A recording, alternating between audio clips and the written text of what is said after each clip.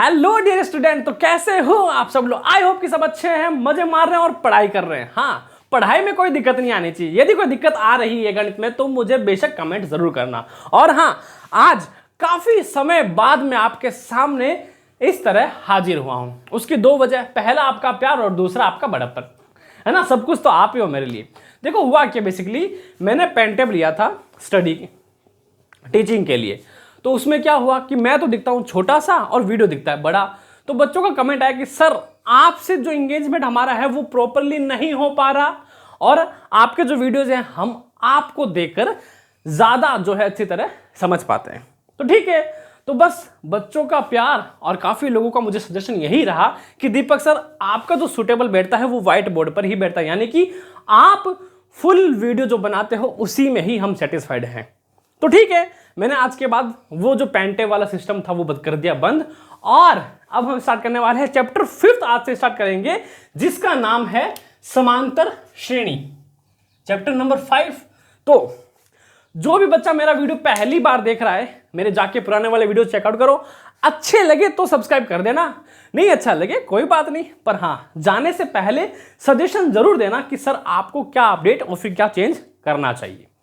रही छोटी मोटी गलतियां, तो देखो इंसान है, इंसानों से गलतियां होती है, देव मानुष तो हम है नहीं जो गलतियां करेंगे नहीं, है ना। और अपनी गलतियों से ही इंसान हमेशा सीखता है ना। तो अक्ल जो है वो ठोकर खाने से आती है, बादाम खाने से नहीं। चैप्टर का नाम क्या है? समांतर श्रेणियां। क्या है? समांतर श्रेणियां। अब आखिर से ये समांतर श्रेणियां होता क्या है? तो देखो बेसिकली क्या समझेंगे हम, सिंपल से एग्जांपल में समझेंगे। आपने कभी मधुमक्खी का छत्ता देखा है? किसका? मधुमक्खी का। सर ये मधुमक्खी के छत्ते से क्या कनेक्शन है? तो देखो उसका छत्ता जहां भी लटक रहा होगा वहां उसमें डॉट होते हैं, हेक्सागोनल होते हैं, है ना। अब वो बन तो नहीं रहे मेरे से, पर हाँ एक पैटर्न में उसमें डब्बे बने रहते हैं। क्या बने रहते हैं?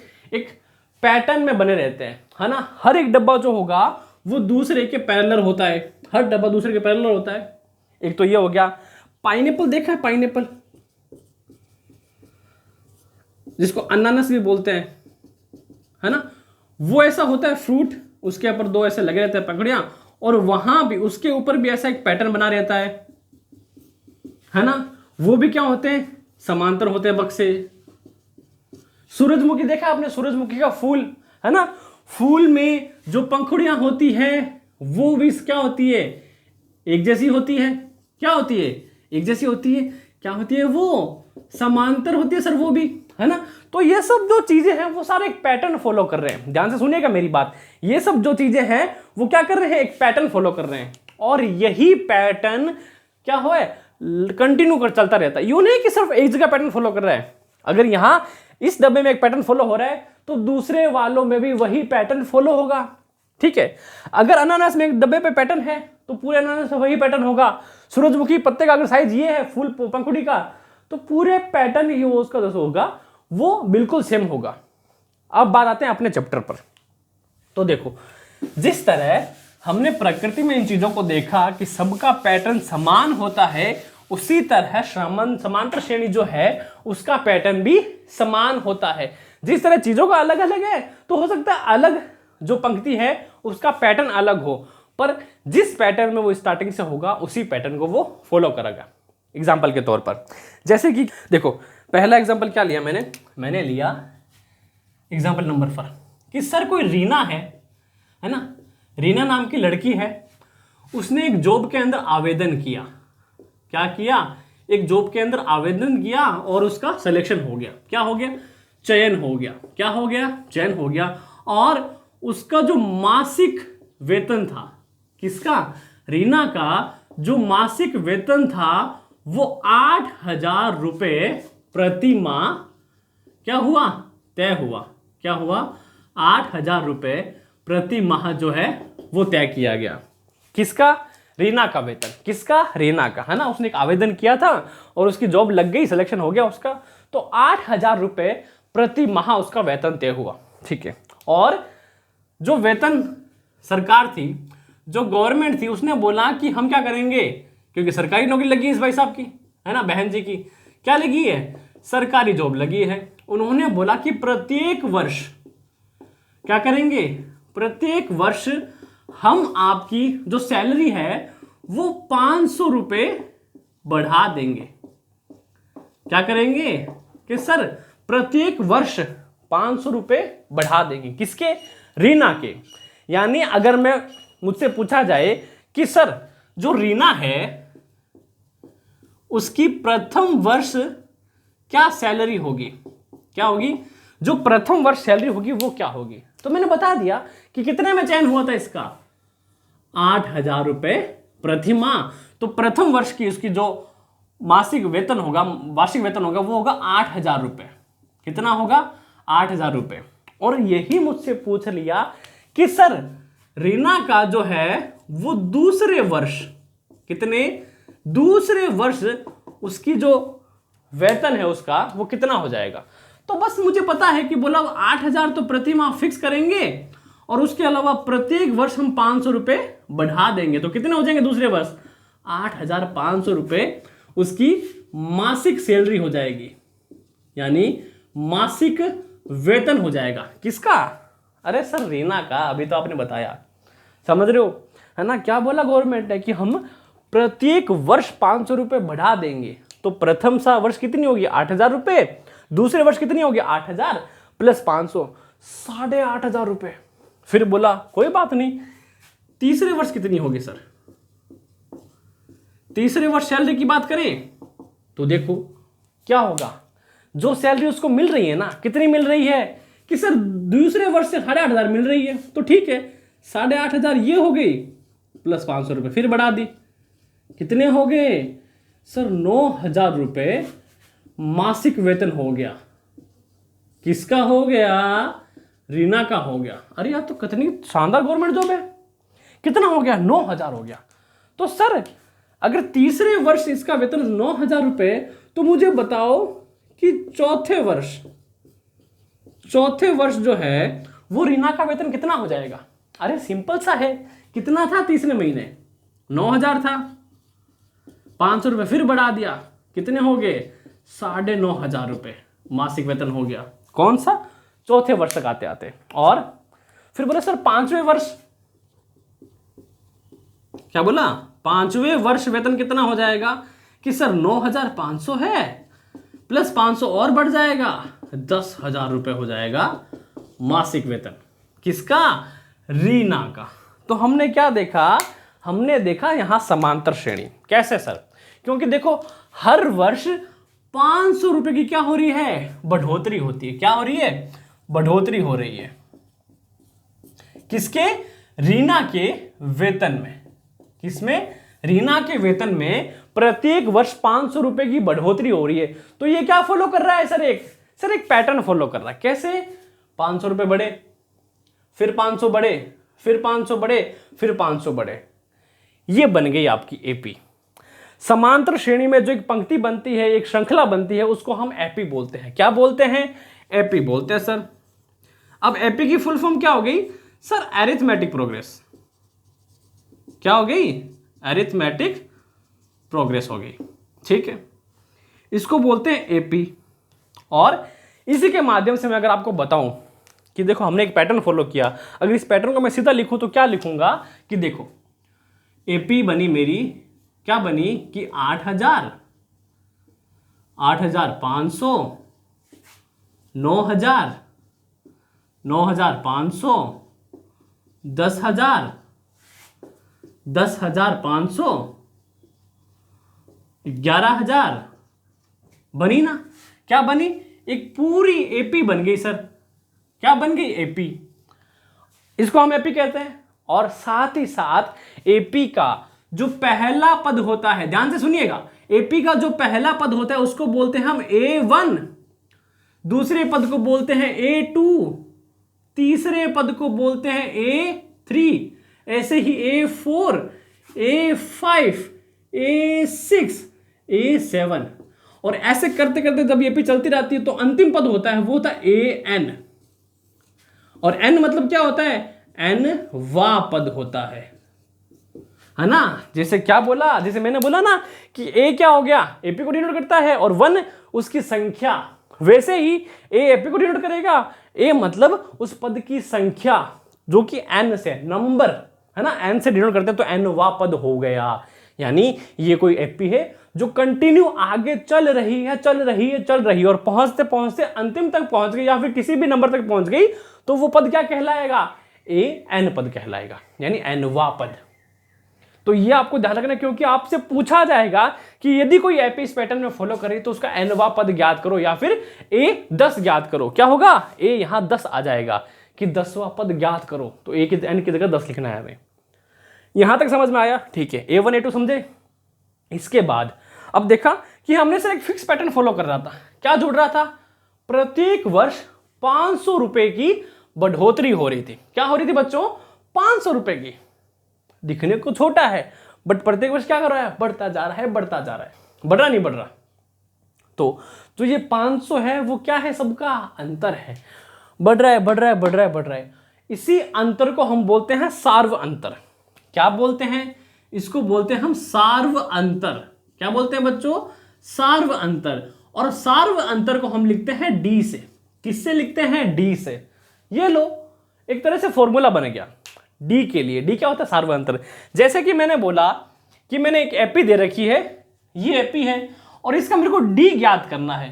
क्या ज्ञात करना है, डी, यानी कि सार्व अंतर। तो क्या करूंगा, A2 माइनस A1, यानी कि 8,500 में से मैं घटाऊंगा 8,000, तो मेरे पास क्या आएगा, 500।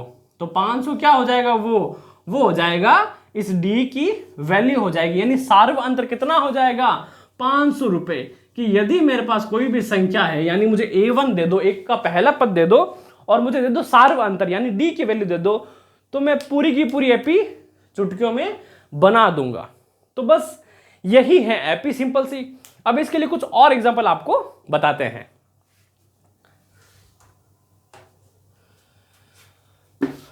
आई होप कि ये एग्जांपल आपको समझ में आया। तो देखो बच्चों, समझ में आ रहा है ना, फटाफट से क्या करो, वीडियो को लाइक कर दो। लाइक के साथ कमेंट करना, और चैनल पर नए हो तो सब्सक्राइब भी कर देना। क्यों, क्योंकि आपके सपोर्ट की हमें बहुत ज़्यादा आवश्यकता है। सब्सक्राइबर बढ़ रहे हैं, आपकी दुआ और आपका प्यार है ना। क्योंकि हमने स्टार्ट किया था बिल्कुल 0 से। एक समय था जब हमारे 0 सब्सक्राइबर थे, तब से बढ़ता गया 1 2 3 और आज जस्ट 2 दिन पहले मेरे सब्सक्राइबर 9K कंप्लीट हुए हैं। उसके लिए आप सभी को बहुत बहुत धन्यवाद, है ना। इस प्यार के हकदार सिर्फ आप ही हो, क्योंकि आपका ही प्यार है जो हमें यहां तक पहुंचा है। ठीक है, अब देखो आपकी बुक का एग्जाम्पल नंबर 2 देखते हैं, है ना। एग्जाम्पल नंबर 2 है कि देखो एक सीढ़ी दे रखी है हमें, है ना। बना दो सीढ़ी, इधर बना दो सर, क्या टेंशन ले रहे हो आप भी, है ना। एक सीढ़ी बनाई हमने और सीढ़ी में क्या किया कि एक पद के बाद अगले में जो इन डंडों की लंबाई है वो 2 सेंटीमीटर कम हो रही है। कितनी कम हो रही है, 2 सेंटीमीटर कम हो रही है। कि अगर पहले डंडे की लंबाई यदि 43 है, 43 है, चलो 44 मान लेते हैं, है ना, 44 मान लेते हैं, तो इनकी लंबाई क्या होगी और इनसे कौन सी एपी बनेगी। तो देखो हमें क्या करना है, मैंने आपको क्या कहा था कि अगर मुझे पता हो ए की वैल्यू, A1 की वैल्यू मुझे पता हो, है ना, A1 का अगर मेरे पास मान पता हो मुझे और D पता हो, D क्या होता है बच्चा, सार्व अंतर, है ना। तो मैं क्या कर सकता हूं, मैं पूरी की पूरी एपी बना सकता हूं ना। अब देखो अभी जो सार्व अंतर है वो धनात्मक हो सकता है, ऋणात्मक भी हो सकता है। इट मीन्स कि पॉजिटिव भी हो सकता है और नेगेटिव भी हो सकता है, उससे हमें फर्क नहीं पड़ता। बस हमें ये याद रखना है कि जो एपी में पैटर्न होगा वो पैटर्न एक सिंगल पैटर्न ही फॉलो करेगा, बार बार बदलेगा नहीं। और ये जो आपका सिस्टम है समांतर श्रेणी वाला, उसको अगर हम आगे पढ़ेंगे कि सर 10th तो चलो हम निकाल लेंगे, है ना, 10th में तो हमें बोर्ड है तो इसलिए हमें पढ़ना पड़ रहा है कि नहीं, पर आगे इसके क्या काम आएंगे, आगे बहुत काम की है ये, बहुत ज्यादा। ये आगे जाके कंबाइन होती है रीजनिंग में। किस में होती है, रीजनिंग में। रीजनिंग जो है बेटा आपका मानसिक योग्यता का सब्जेक्ट है। किसका? मानसिक योग्यता। अब आपके जो एसएससी है, सीएचएसएल है, सीजीएल है, उसके अलावा बहुत सारे कॉम्पिटिटिव एग्जाम में इससे रिलेटेड क्वेश्चंस आते हैं। तो अगर आपको ये समांतर श्रेणी का बेसिक आता है, अगर आपने सीख लिया, तो रीजनिंग का ये पार्ट आपके लिए बहुत ज्यादा इजी हो जाए। क्यों? क्योंकि तब आप इस पैटर्न को समझ चुके होंगे और रीजनिंग के मोस्ट ऑफ द क्वेश्चन इसी पैटर्न में से बनते हैं। तो आपको ये बेसिक पता होना बहुत ज्यादा जरूरी है, क्योंकि आगे कॉम्पिटिटिव एग्जाम में जो मैथ्स है वो कंपलसरी है। हर एक एग्जाम में, कॉम्पिटिटिव एग्जाम में मैथ्स कंपलसरी है, और जहां मैथ्स कंपलसरी है वहां रीजनिंग का क्वेश्चन हमेशा आएगा। और जहां कहीं मैथ नहीं होती वहां मेंटल एबिलिटी से रीजनिंग का पोर्शन तो आपके आता ही आता है। अंडरस्टैंड? तो इस हिसाब से हमारे लिए ये बहुत ज्यादा जरूरी है। तो देखो, अब चलते हैं वापस अपने सवाल की तरफ, इसलिए भी ये ज्यादा इंपॉर्टेंट है। चलो, अब एपी बनाई। क्या बोला गया है कि सर हमें एक सीडी है हमारे पास और उसकी प्रत्येक जो उसका डंडा है, प्रत्येक डंडा या फिर प्रत्येक पथ है वो ऊपर चढ़ने के साथ साथ क्या है? घटते क्रम में स्थित है, घटते क्रम में स्थित है। तो इसकी एपी क्या रहेगी? घटते क्रम इन द सेंस कि हर एक पद पर 2 माइनस हो रहा है, तो सार्वंत्र क्या हो जाएगा हमारा? माइनस का 2 हो जाएगा। ठीक है सर, एपी बना देते हैं। बना दें? बहुत आसान है। चलो, अब एपी बनानी शुरू करी हमने। तो हमने क्या देखा सर? पहला पद तो था इसका, वो कितना था? 44 था। डी इसमें था माइनस का 2। तो देखो क्या करो, 44 में से -2 करो, कितना बचेगा? 42। तो A1 क्या आया? 44 था, A2 42, A3 40, A4 38, A5 36, A6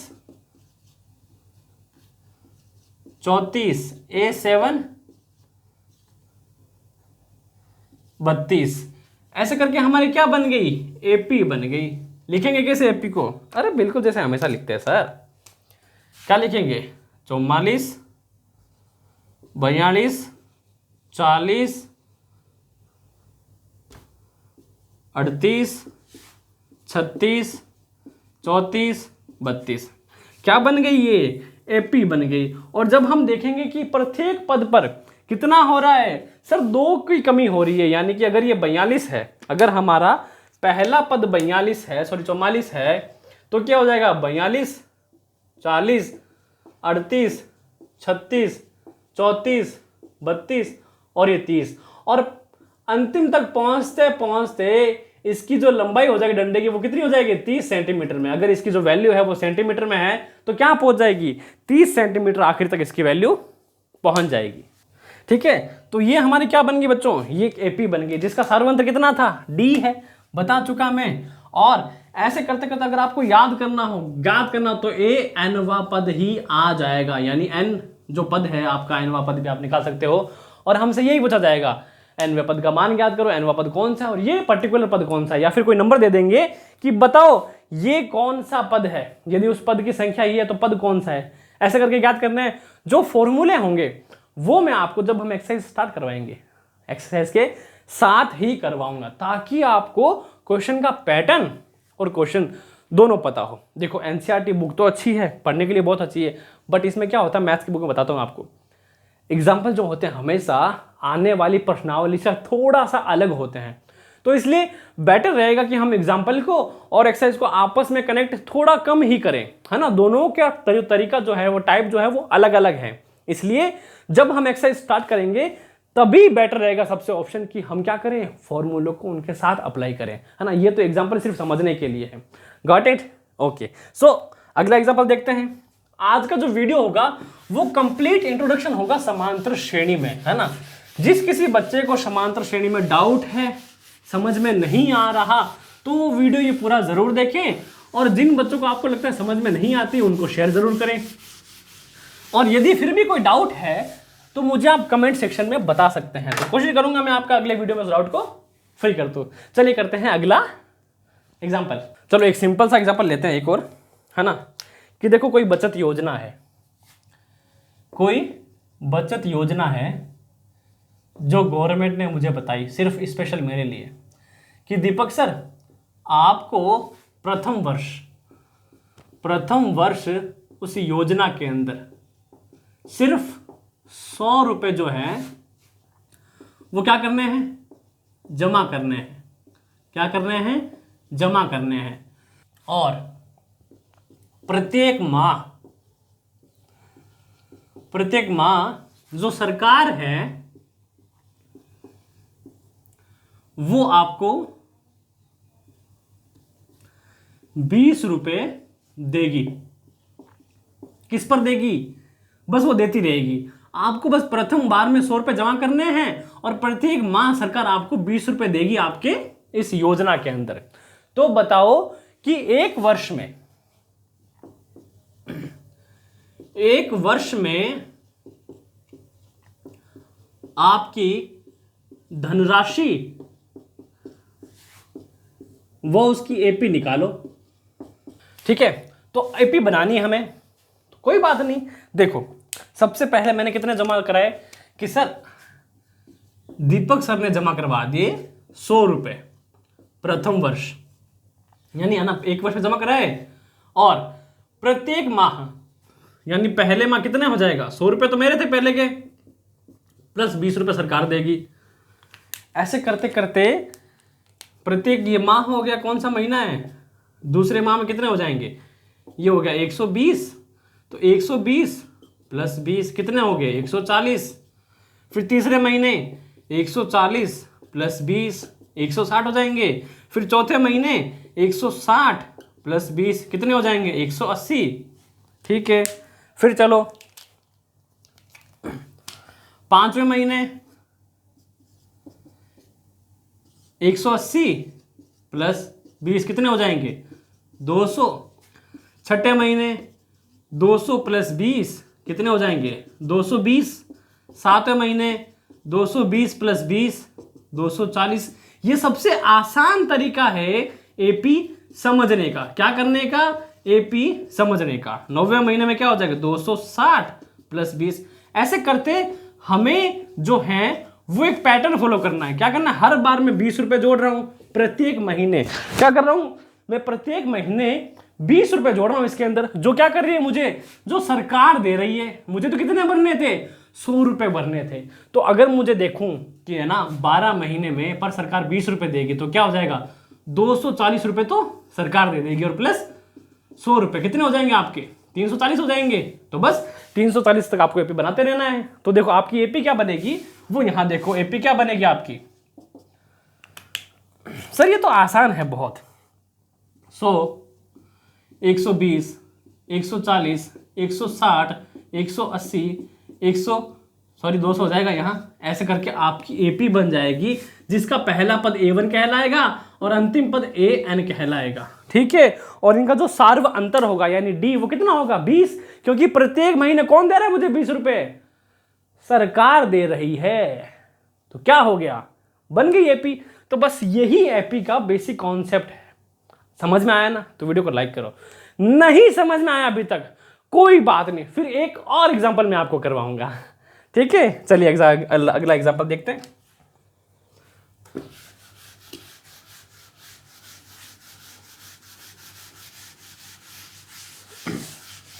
देखो अगर एग्जांपल समझ में आ रहे हैं ना, फटाफट से वीडियो को लाइक कर दो।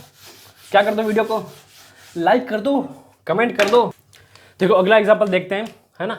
एक एग्जांपल में मैं समझा रहा हूं आपको सिर्फ बेसिक के लिए, कि देखो एक कोई क्यूब दे रखा है हमें, है ना, एक बक्सा दे रखा है जिसका जो मात्रक है वो क्या है, 1 का स्क्वायर है।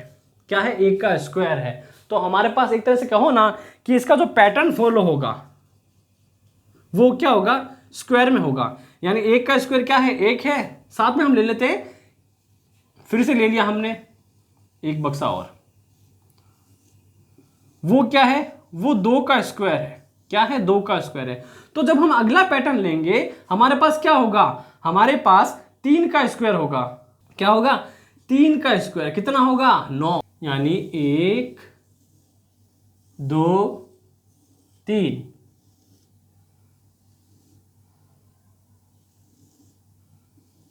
तो देखो अब इसमें पैटर्न क्या है कि सर सबका स्क्वायर हो रहा है ना, 1 2 3, फिर क्या होगा 4 का स्क्वायर, 5 का स्क्वायर, 6 का स्क्वायर। तो यहाँ क्या चल रहा है, पैटर्न चल रहा है। ये किसका वर्ग है, ये सर 1 का वर्ग है, यानी यहाँ 1 बक्सा है, 1 का स्क्वायर कितना होता है, 1 होता है, ये चला पैटर्न। फिर 2 का स्क्वायर कितना होता है सर, 2 का स्क्वायर 4 होता है, यानी 1 2 3 और ये 4। ठीक है, बहुत बढ़िया। और फिर हमने देखा कि 1 का वर्ग यानी 3 का जो वर्ग होगा वो कितना होगा, 9 होगा। ठीक है, 1 2 3 4 5 6 7 8 9, क्या हो रहा है, यहाँ वर्ग हो रहा है। यानी जब भी हम पैटर्न की बात करेंगे तो उसमें क्या हो सकता है, उसमें जोड़ हो सकता है, उसमें घटाव हो सकता है, उसमें गुणा हो सकता है और उसमें भाग भी हो सकता है। क्या हो सकता है बेटा, सब हो सकता है उसके अंदर, बट होगा एक निश्चित पैटर्न के अंदर। क्या होगा, एक फिक्स्ड पैटर्न के अंदर होगा। किसके अंदर होगा, पैटर्न के अंदर होगा। अब मैं इसको अगर आपको और इजी तरीके से समझाऊं, कि अगर मैं आपको इसको और इजी तरीके से समझाऊं तो क्या समझाऊंगा, मैं ये बताऊंगा आपको कि देखो आपने पैरेलल लाइन सुनी है, समांतर रेखाएं क्या होती हैं कि सर निश्चित दूरी पर जो दो रेखाएं स्थित हो वो आपस में क्या होंगी, समांतर होंगी। क्या होंगी कि सर निश्चित दूरी पर स्थित रेखाएं ही समांतर रेखाएं होगी, जो कभी भी एक दूसरे को नहीं काटती। जैसे कि अगर मैंने ये लाइन खींची है एक, है ना, कोई रेखा है ए बी, फिर मैंने क्या करा, इसके समांतर दूसरी रेखा खींच दी सी डी, फिर इसके समांतर तीसरी खींची ई एफ, फिर अगली जी एच आई जे। अब देखो ये रेखाएं क्या है बेटा, एक दूसरे की समांतर है। ध्यान से सुनना, अगर यहां तक आपको कॉन्सेप्ट समझ में नहीं आया तो यहां पक्का समझ में आ जाएगा। ये रेखाएं कौन सी रेखाएं बेटा, ये रेखाएं समांतर रेखाएं है। क्या है, समांतर रेखाएं। क्यों, क्योंकि इनके बीच की जो दूरी है वो निश्चित है। क्या है, इनके बीच की दूरी निश्चित है और ये रेखाएं कभी भी आपस में एक दूसरे को नहीं काटती। क्या नहीं करती, एक दूसरे को नहीं काटती, यानी ताउम्र इन्फिनाइट, यानी अनंत तक ये जो रेखाएं हैं ये बराबर चलती रहेंगी। क्या करती रहेंगी, बराबर चलती रहेंगी। कब तक, अनंत तक सर, है ना। ये कभी भी आपस में एक दूसरे को काटेगी नहीं, तो वो कहलाती है समांतर रेखाएं, है ना। तो समांतर रेखा क्या कर रही है, एक फॉलो सर, एक पैटर्न फॉलो कर रही है ना, एक निश्चित दूरी है ना मेंटेन किए हुए है, एक फिक्स्ड दूरी है दोनों के बीच में। बिल्कुल, अगर यही दूरी हम अगर संख्याओं में रख दें तो वो क्या बन जाती है, समांतर श्रेणी बन जाती है।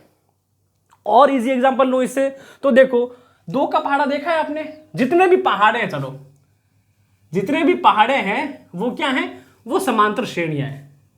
बात ही खत्म। 2 का पहाड़ा ले लो कि सर 2 4 6 8 10 क्या है सर, 2 का यानी डी जो है उसका क्या होगा, 2 होगा, यानी वो एक फिक्स्ड जो है बीच का डिस्टेंस फॉलो कर रही है। 3 का पहाड़ा ले लो, 3 6 9 12 15 क्या कर रही है, बीच का अंतर सर 3 है। सबके बीच का अंतर कितना है बेटा, 3 है। क्या कर रही है, एक निश्चित नंबर को, एक फिक्स्ड पैटर्न को क्या कर रही है बेटा, फॉलो कर रही है। तो क्या बन जाएगा, वो समांतर श्रेणी बन जाएगा। क्या बन जाएगा, समांतर श्रेणी। तो ये किस में है, ये गुणा में है। क्या है, गुणा में। स्क्वायर की बात करी हमने अभी, 1 का स्क्वायर, 2 का स्क्वायर, 3 का स्क्वायर, तो क्या कर रहा है, हर एक नंबर में बढ़ता जा रहा है ना। स्क्वायर तो 2 का ही हो रहा है ना, तो किसका स्क्वायर हो रहा है, 2 का, पर एक एक नंबर बढ़ने के साथ एक फिक्स्ड पैटर्न को फॉलो कर रहा है। क्या कर रहा है, फिक्स्ड पैटर्न को फॉलो कर रहा है। तो वो क्या हो गया, समांतर श्रेणी हो गया। हो गया नहीं, क्या हो गया। चलो एक बुक का एग्जांपल और समझाता हूं आपको, है ना। कि सर आप तो एग्जांपल समझा रहे हो, क्वेश्चन कब करवाओगे। अरे ये क्वेश्चन ही है, और इस वीडियो के एंड में आपको एक होमवर्क देने वाला हूं, बहुत इजी सा होगा। देखो पहले एग्जांपल समझ लेते हैं।